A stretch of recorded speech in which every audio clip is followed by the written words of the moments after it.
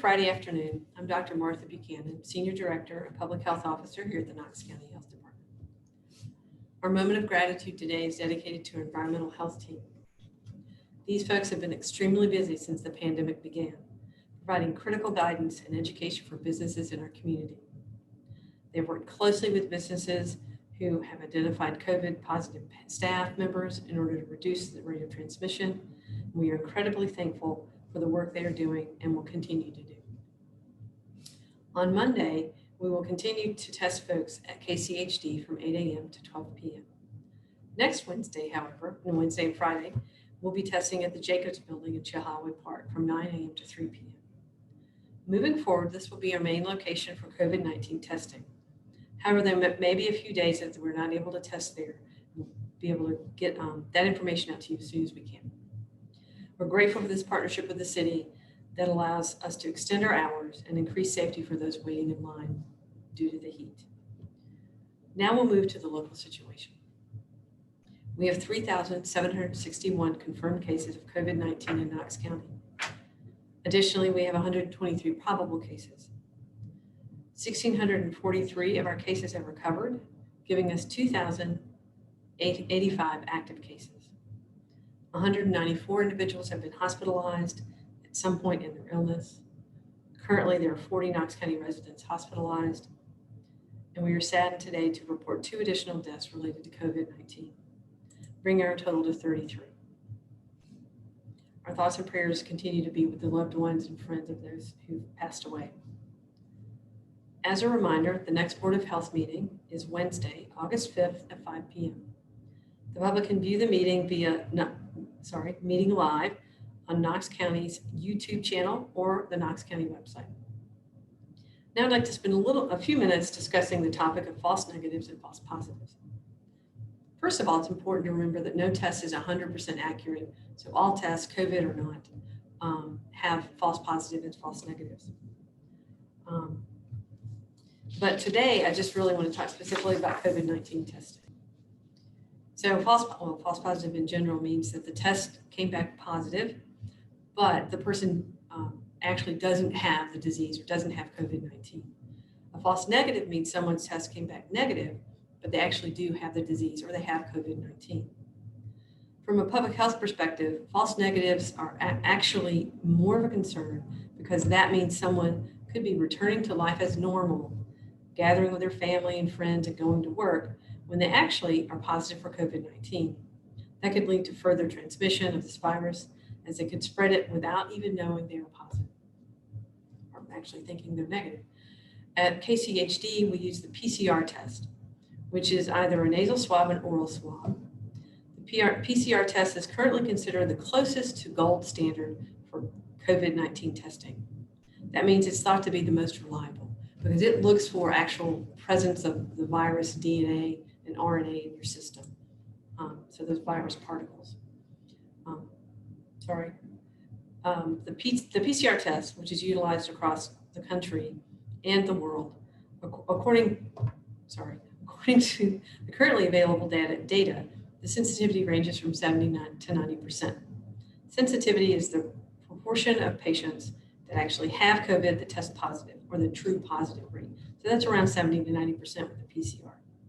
The COVID-19 PCR test is thought to have about a 95% specificity rate. The specificity rate is the portion of people without COVID who have a negative test, so the true negative. So those are people without disease. There are many factors that can contribute to a false negatives and false positives, everything from specimen collection to how many viral particles need to be present for the test to be positive. In speaking with a local infectious disease doctor, they are seeing about 3 to 4 false positives for about every 1,000 true positives. It's a pretty good ratio. It's also important to know a little bit about how the virus manifests in the body. It appears that the virus is not detectable immediately after infection. So if someone were to get tested the day after their exposure, the probability of their test coming back positive is very slim, even if they are going to go on to develop the disease. So if somebody waits a few days after they've been exposed to get a COVID-19 test, it's more likely to be positive if they're going to develop COVID-19. So don't run out as soon as you learn you've been exposed to get a test. It's going to give you a false sense of security, because there has to be enough virus in the body for the test to pick it up. On Wednesday, Charity mentioned that there have been a very low number of KCHD tests that have returned a positive and a negative test on the same person. For those tests, it would not be accurate to refer to them as false positives because it is not known which of the two tests is correct. Therefore, you can't assume the positive is the wrong one. That being said, erring on the side of caution, that individual from the public health perspective is counted as a positive and told to isolate. This is based on guidelines set by the Tennessee Department of Health. If that person was instead counted as a negative, we could be running the risk of having someone return to life as normal when indeed they are positive. Once again, this applies to a very low number of our cases. We don't want the implication to be that false positives are ballooning our case numbers, because that's not the case. As we have said, there is thought to be a much higher false negative rate. That means there are more people in our community who have the virus, but the test doesn't show that. This is much more of a public health concern because we don't want those people unknowingly spreading the disease. And so that's why we continue to stress the importance of the 5 core actions. Regardless of whether you have a positive or negative test, remember the test is not prevention. The 5 core actions are prevention and will protect you. And having a negative test multiple times doesn't protect you from the virus. You can still become positive anytime after that. If you're getting a PCR test with a swab in your nose or your throat, we ask that you just wait until those results come back. There's no need to get another test because it might come back faster. We are aware of people getting multiple tests because they want to get the result back faster, or they want to be released from quarantine, or they're just scared.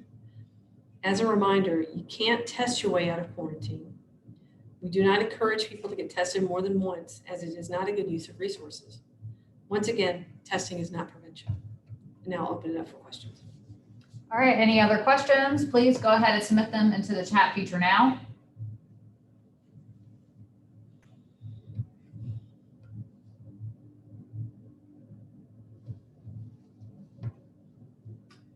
Let's see, the first question we have is from Grace with WBIR. Can you recap how the local COVID-19 situation has changed in July?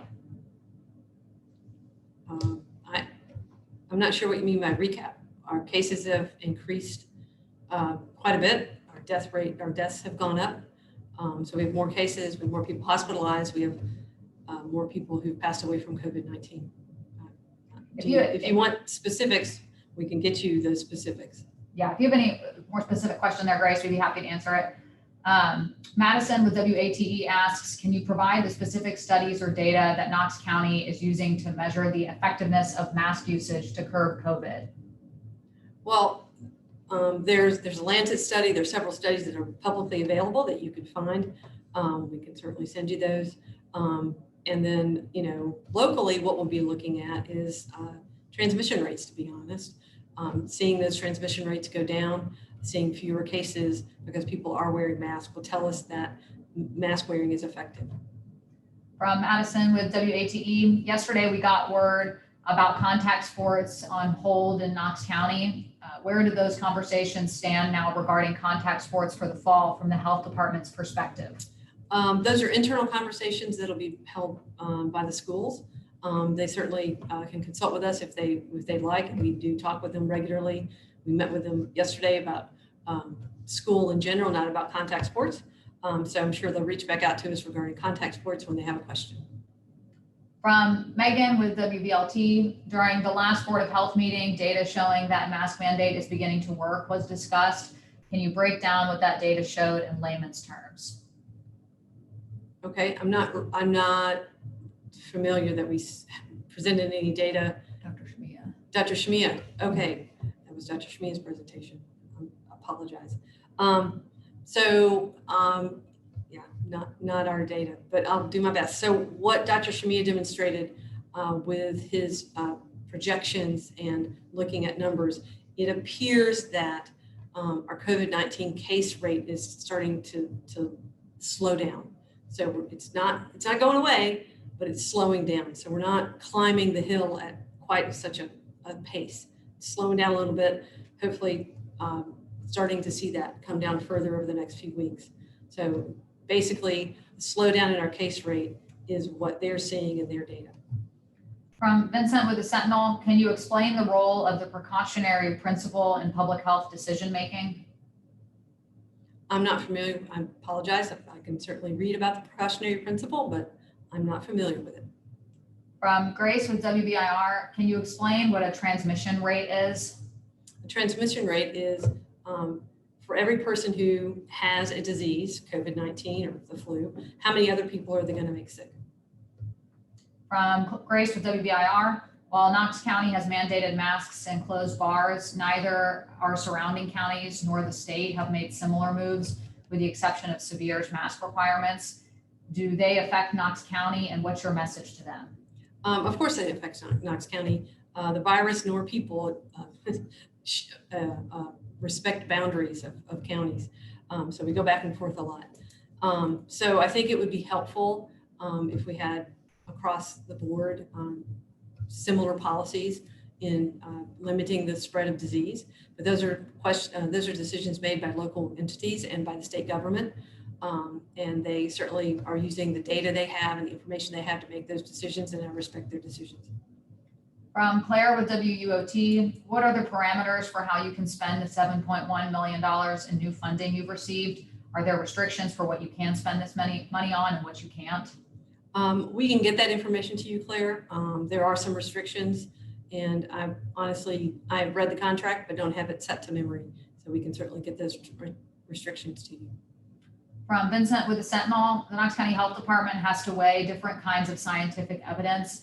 Is it appropriate in a public health emergency to wait for highly specific studies, or should public health authorities act on the evidence that is available to them?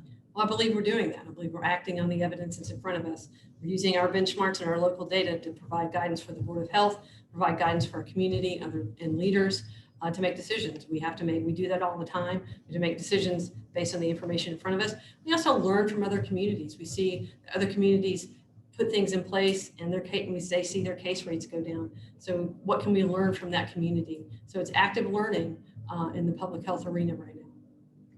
From Grace with WBIR, we've had 11 deaths in the last week. Is there any explanation for that? We don't have an explanation. We don't speak specifically about anything related to cases, but I'm not aware of any explanation for that. She also asks if you have the age and gender information for the 2 deaths reported today. Sure. One was a 64-year-old male and one was a 67-year-old male. Also from Grace with WBIR, as the group conducting contact tracing of the outbreak in our community, how do you expect the Board of Health's order to close bars will impact COVID spread? Well, what we hope to see is that it reduces COVID spread, because we know what we know about COVID-19 is that staying away from each other reduces the risk that we get it. Actually can eliminate the risk that we get it. Wearing a mask reduces risk. Washing your hands reduces risk. Cleaning surfaces reduces risk. Staying home if you're sick reduces risk. Closing bars is a way to keep people away from each other.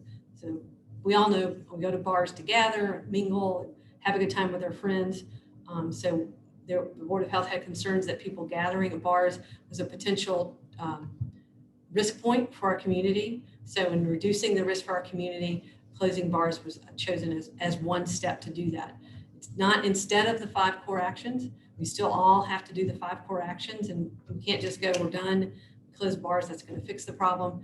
All of us have to keep doing all of these things in order to reduce risk and reduce case rates in our community. From Megan with WBLT, can you speak to the availability of medical staff in Knox County? What types of medical workers are in highest demand, and is there a nurse shortage? That's a great question for the medical providers. We currently are fully staffed here at the Knox County Health Department, and I can speak to our staffing. From Claire with WUOT, what is your opinion about Governor Bill Lee's ongoing decisions not to follow federal guidance from Dr. Deborah Birx and the White House Coronavirus Task Force? Governor Lee is using the information available to him to make those decisions, and I respect his decisions. From Vincent with the Sentinel, he says the precautionary principle is a way of approaching a risky situation where information is not 100% certain that emphasizes avoiding unnecessary risk. Can you comment on this framework in a public health context? You know, we in public health are constantly, or at least in parts of public health, constantly looking at reducing risk, and reducing risk in everything from motor vehicle accidents to putting your baby to sleep in a safe way, to infectious diseases. So we're always using the data available to us to reduce risk. And we almost always try to err on the side of caution to make the safest choice for our community based on the data that we have and based on the information we have. And that's how we make decisions here at the health department, how public health makes decisions across the country. From Grace with WBIR, can you explain how you count recoveries, and do you have confidence in those numbers? We do have confidence in those numbers. Recoveries are people who are a case, who have finished their isolation period, or a probable case who's also finished their isolation period. So those are those two categories. So a case who's finished their isolation period, or a probable case who's finished their isolation period. And we feel comfortable with those numbers because we're talking to those people each day, or the Tennessee Department of Health actually now is talking to those people each day. And public health is determining when that person can be released from isolation. So I feel very comfortable with those numbers. From Megan with WVLT, the SEC announced they intend to continue holding 10 games this season. Do you believe limiting games to in-conference only will be enough to help stop the spread? Well, what we know about when the CDC talks about risk stratification, there are activities that are lowest risk, a little higher risk, So limiting teams, the different numbers of teams coming from different places, is one way to limit risk. So limiting the exposures limits risk. So if you look at that, you can look at that on the CDC's guidance for sports. It's for recreational sports, but it applies to all sports. From Grace with WBIR, she has a follow-up question. Is that isolation period 10 days or the 21 days TDH uses for recoveries? I'm not familiar with the 21 days TDH is using for recoveries. I apologize. So the CDC guidance and the TDH guidance for a case of COVID, and we are also treating probable cases this way, is that you have to be in isolation for at least 10 days, plus also being symptom-free for at least 24 hours. So sometimes somebody might be in isolation for 10 days, but still feeling sick on day 10. So they have to go another day. So it has to be at least 10 days plus a full 24 hours. I think there is some confusion for the guidance that's put out there for medical providers. So a severely ill medical provider, so somebody who gets really sick, has a 20 or 21 day period of isolation. Everybody else is a 10-day isolation with that, plus that 24 hours of symptom-free without using medication to treat your symptoms. From Vincent with the Sentinel, in the discussion that the board had regarding the bar closure order, there appeared to be some tension between requiring specific evidence about bars and members of the board who are emphasizing the risk bars pose to the public in the context of how COVID-19 is known to spread. Can you comment on this conversation and the way these kinds of evidence are weighed? So when we look at the situation we're in, certainly people have opinions, and people look at different evidence and data and research about when we're making these really challenging decisions. I think the tension really speaks to how difficult this decision was to make. When the board wants to make sure they're making the best decision for the community. And so they're weighing all the different pieces of information and data that we have. So there's local data and there's national data. National data has shown some places when they closed bars have seen their case rates go down. Arizona is one case. I know that Nashville and Shelby County, Davidson County and Shelby County are actually trending down. They've closed their bars.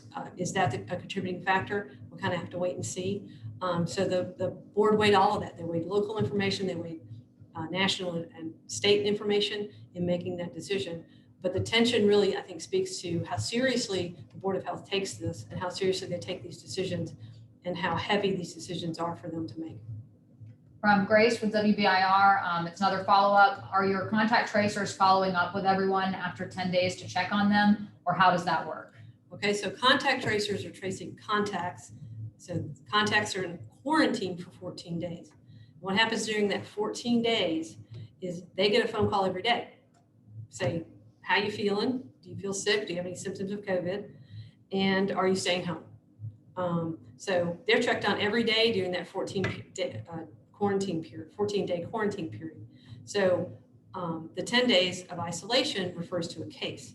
So a case is a person who is either a probable case, they don't have a lab yet, but they're a contact to a case and they have symptoms.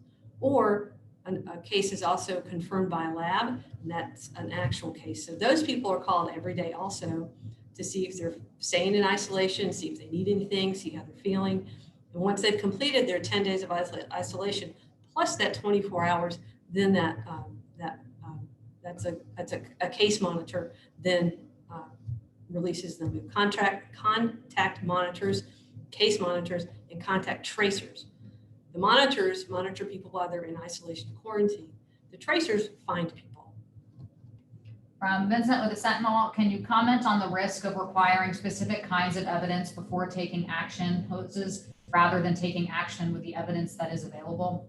Well, if you wait for exactly the data that you need to inform all of your decisions, you could wait too long, and as a result, end up having more cases than you might have had if you made a decision earlier.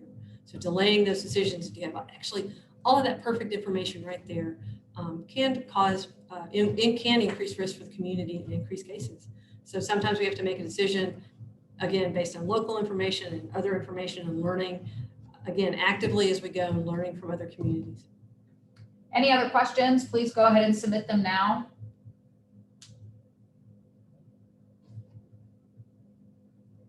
From Alan with Inside of Knoxville, it sounds to me as if cases have 10 days quarantine and contacts have 14. Am I misunderstanding? Okay, so cases have 10 days plus 24 hours without symptoms of isolation. The case is in isolation. So cases have 10 days plus 24 hours without symptoms in isolation. A contact has 14 days of quarantine unless they become symptomatic and then they flip over to being a case. So contacts, 14 days of quarantine, case, 10 days plus 24 hours without symptoms of isolation. The next question is, if a contact does develop symptoms, it seems likely they would test positive. Are they tested? They have the option of being tested. That's why we have our probable case definition to categorize those folks who are a known contact, who develop symptoms, who choose not to get tested, or maybe don't have access, they just make a choice not to get tested. We call them a probable case. We treat them as a case. They have to stay in isolation. So they have to stay in isolation from onset of symptoms for at least 10 days, and when their symptoms are getting better, for at least 24 hours. Next question is, why does a contact have a longer period than a case? Because it's based on the incubation period of the disease. Incubation period for COVID-19 is 2 to 14 days. So we want people to go out to that 14th day to make sure they don't become symptomatic. That's why we say you can't test yourself out of quarantine, because say you get tested on day 7, you could still develop, you still got 7 days before you might develop COVID. So we don't want you to get out of quarantine. Isolation is based on transmission, and infectivity. So from onset of illness, what we see is if we give somebody 10 days plus they're feeling better for at least 24 hours, we know they're not going to make other people sick. So if somebody without symptoms, we really base it on the testing day and 10 days after the testing day. So that's based on transmission, not on incubation period. From Megan with WBLT, for anyone who might be wondering if they should get tested, who should be seeking a test and when? Any contact to a known case of COVID-19 should consider getting tested. Anybody with symptoms of COVID-19, the symptom list has gotten bigger. The primary cough, fever, body aches, malaise, fatigue, loss of taste and smell. Some folks have vomiting and diarrhea. So anybody with those symptoms should consider getting tested. And certainly anybody who is concerned they might have COVID-19 can certainly get tested. But we prefer to limit it to those folks who have some exposures and maybe have some symptoms.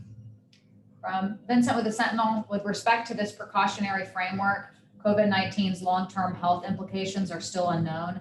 Can you comment on this with respect to preventing cases? So absolutely, you're correct. COVID-19's long-term health effects are unknown, although we are seeing some some early studies that indicate some effects on athletes around their heart function that are coming out early. So the sooner we know those things, the better we can advise cases. And certainly folks who get COVID-19, the other thing that we know, who become severely ill and maybe spend a long time in the ICU, those folks have long-term health effects, well documented that after a long stay in the ICU, folks have some challenges when they get better from that. In the context of public health, certainly we'll have to wait and see what the long-term effects of COVID are. I think what I would say is the long-term health effects of COVID might not be related to the disease itself, but they might be related to the things that have happened during the disease, economic turndown, people maybe not seeking care because they were concerned about going to the doctor. So that making those chronic conditions that are always with us worse because of the situation created by the pandemic of affecting the economy, affecting people seeking care. Those are the kind of some of the concerning things that we think about in public health.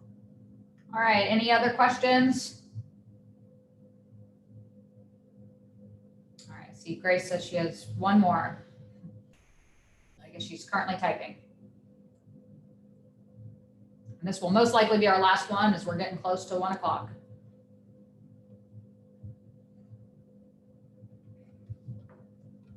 It's a long one. From Grace from WBIR, she says, you mentioned probables can be recovered. Are those counted on your website? Yes. All right, not seeing any other questions. So thank you all for joining us, and we will be back with you on Monday. Have a good rest of your day and a good, safe weekend.